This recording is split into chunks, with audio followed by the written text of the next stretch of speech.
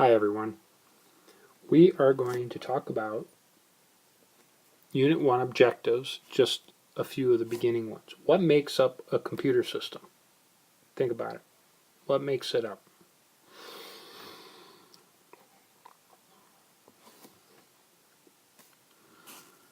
We have some computing device, which is hardware. And then we have, let's just call that hardware. And then what communicates with the hardware is the software.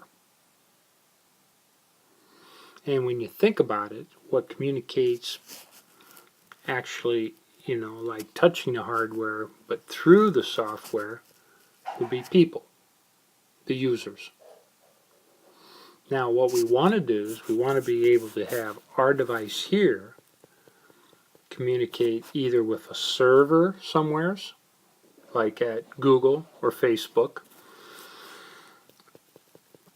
or to communicate actually with another device somewheres, maybe even a printer, going to print out some information. So we also want to have a network that allows us to communicate. We're going to talk more about networks today.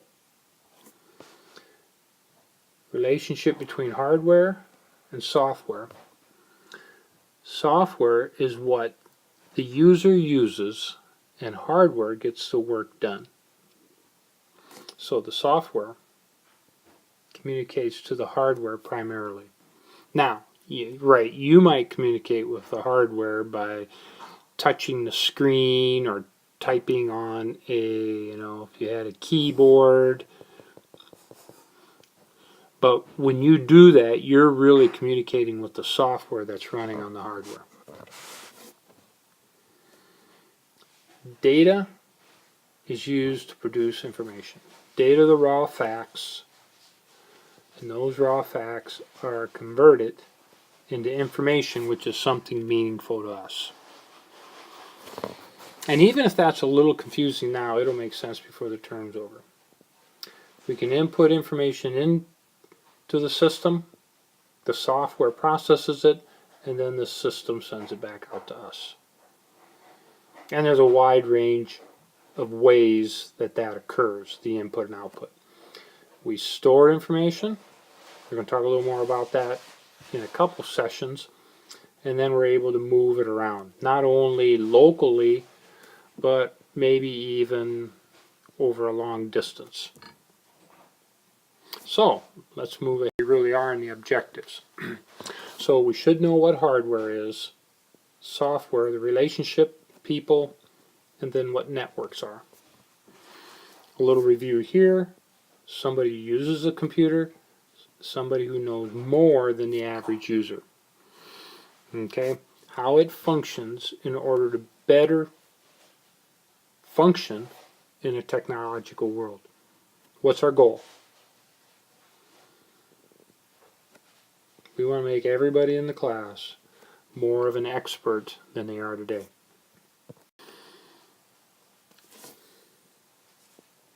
Typically, how many bits create a byte?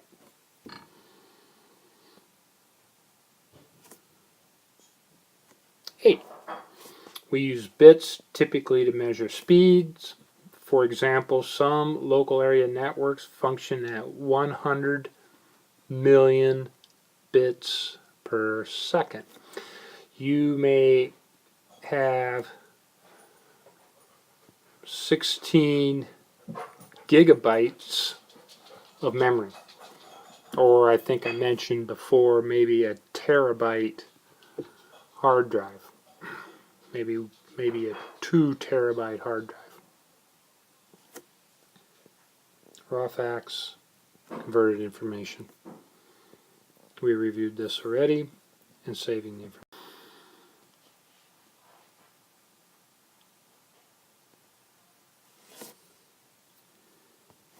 All right. Section 1.3. Let's talk a little bit about computing networks.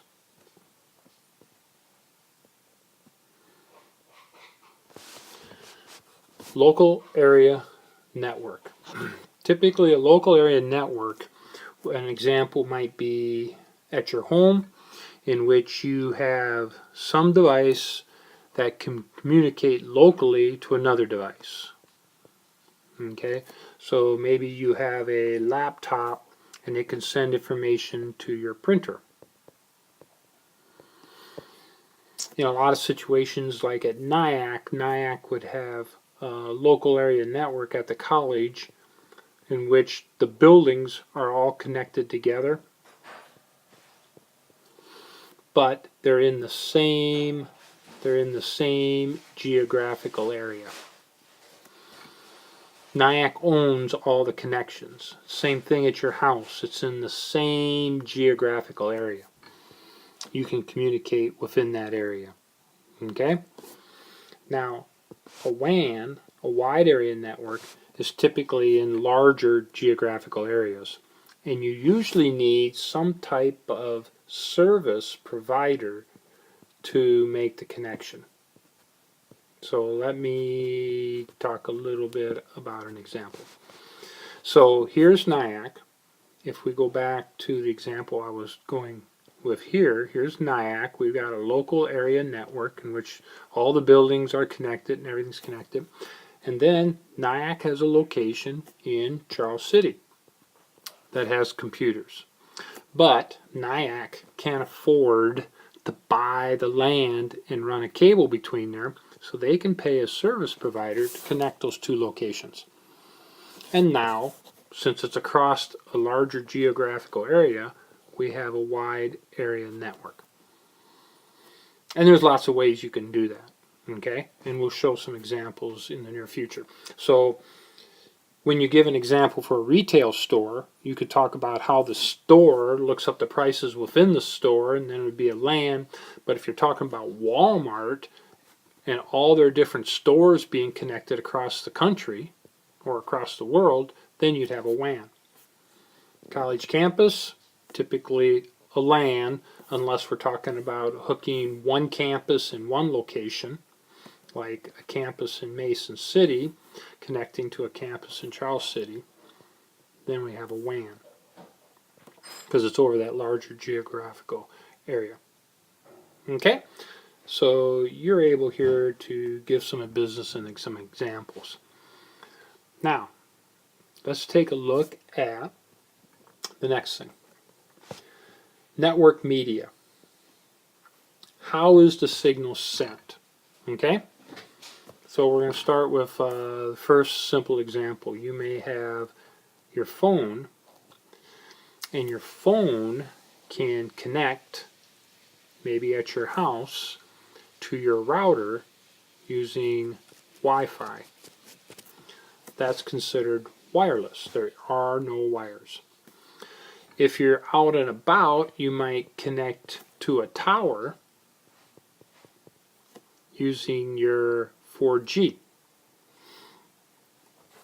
So you can get connected into the internet, maybe that particular way, wireless.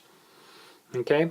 You may at your home be out in the country, and you might have to have a satellite dish in which you go up and down to a satellite to make your connection.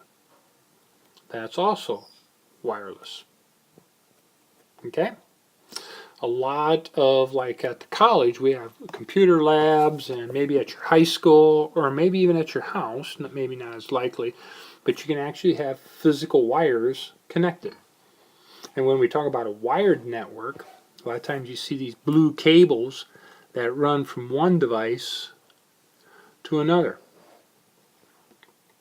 That would be a wired network. Very popular. Buildings are wired and so forth. And we'll talk about the advantages and disadvantages. So this would be an electrical signal going through the wire. This is some type of radio wave going through the air. And down here, fiber optic, this would be light going through the fiber optic cable. So these are actually cables too that connect the devices. Let's do a quick overview of advantages and disadvantages. This is fairly cost effective, decent security, and pretty good speed, you know, actually a very good speed out of the wire. Disadvantages, you got to run the wires, so you've got the cost of actually running all the wires through the facility, you know, hooking them up and so forth, and wired connections, whether it's like phone type wire or cable, coaxial cable, they can be connected into, so somebody could connect to them and you might not know it. Wireless, you don't have all the disadvantages. You don't have the disadvantages of running the wire. It's in the air, so it's very, very easy to set up. Fast, and it works good, and the speeds have gotten way better. Disadvantages, you can have areas where you don't have reception, and it's not very secure at this point because the signal's in the air. And then later on we'll talk about all those security things, but at this point that would still consider a disadvantage. Fiber optic is good in a lot of ways. It has lots of advantages in terms it's very fast, and not much for this except the cost. It can be still expensive to put in, but it's fast and it's secure in terms of hard to tap into. Okay. So basically in the world we either have coaxial cable or category 5 or 6 cable. It's connected, we send the signal through the air, or we send it by light through fiber optic. Fast and secure. This is a mix, sometimes fast, but can be disadvantaged if you have a lot of people connecting in at the same location on a Wi-Fi. We'll learn more about that later. And then we have the wired connection. Typically good speeds, but you still have to pull all the wires. All right, moving on. Value of the network. This is the most important thing. Sharing data and information. Just think about it. Just think of how we in the world now share data. Okay, you use a debit card instead of writing a check. You know, you buy online, you communicate with Facebook. Just think of all the ways that we share because we have a network. Okay, we can share devices. A very common one would be a printer, like at a business. And you can share software. You have to be careful, you know, software, depending on what kind of software you have and the licensing of it. You can't just share any software unless it says you can in a license. But it's really handy in a lot of networks. You can have the software stored in one location and then have everybody use it in the network, and then you just need to maintain the software in that location. All right. Learn more about that later on. Let's mention just a little bit about the internet. The internet, the word internetwork, what it allows us to do is to connect lots of networks. So let's just say this is the internet right here.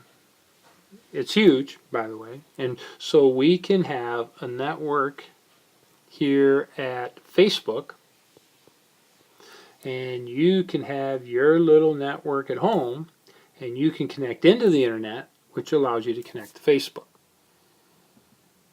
One thing you'll hear me say over and over, the information is not in the internet. The internet is the infrastructure that moves the traffic through. It figures out how to get the traffic through, and you'll learn how that works later on. So there's nothing stored in the internet. Yeah, everybody says, well, I got it on the internet. No, what you did was you entered the internet, and the internet allowed you to get to some place to get your information or send your information or whatever you might be doing. Okay? So we literally, thousands of these small networks connected into the internet. You know, everything from banking to buying online and so forth. Now you notice, you can also use the internet to get to software out here and store data out here. And so these little symbols, here's another one, that's where we get the term cloud-based computing. instead of having everything on your device in your network, okay, so let's just say right up here, I got a device in my network, and maybe instead of storing everything here, I can store stuff out here in Dropbox, or in maybe iCloud, or maybe your Google Drive, rather than storing it locally. And I can go out here and get a Google app and bring that back in. And so now I'm doing cloud-based computing. I'm getting from the cloud, I'm getting the resources I need. We will talk later on about all of the different things we use the internet for. Right here, access to the internet. In order to get to the internet, you must go through an internet service provider. So if you're at Mac-EDs, if you're at McDonald's, okay, here we are at McDonald's, and I open up my my tablet, and all of a sudden, bang, it connects me in. What I'm connecting to is I'm connecting to McDonald's network, which then they have a connection into the internet through an ISP.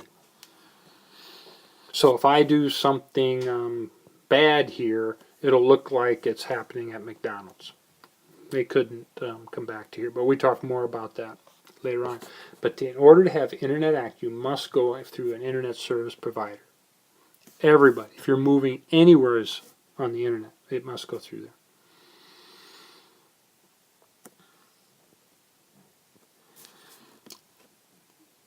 There's both very positive things that have developed out of the internet.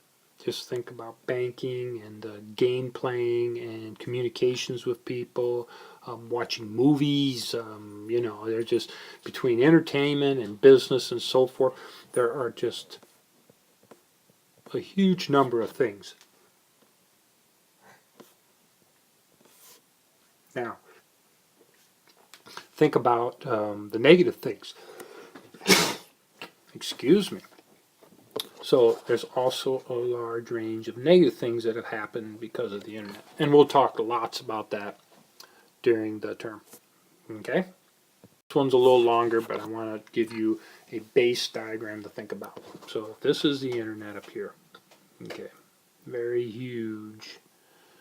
So we can connect into the internet. Let's say this is the college. So the college has here their own local area network. Okay? And then inside the college we have devices connected to devices that allow us to communicate within the college to other devices. Out here, Facebook also has not just one place, but lots of these data centers that are connected into the internet, probably multiple ways.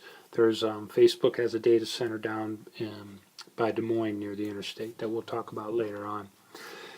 So they connect in. So if you're here on campus and you have a device connected into our local area network, then you can get into the internet and go to maybe Des Moines Facebook, you don't know for sure, and communicate there, and then somebody else can be at home and they can go in and communicate there and the information comes back.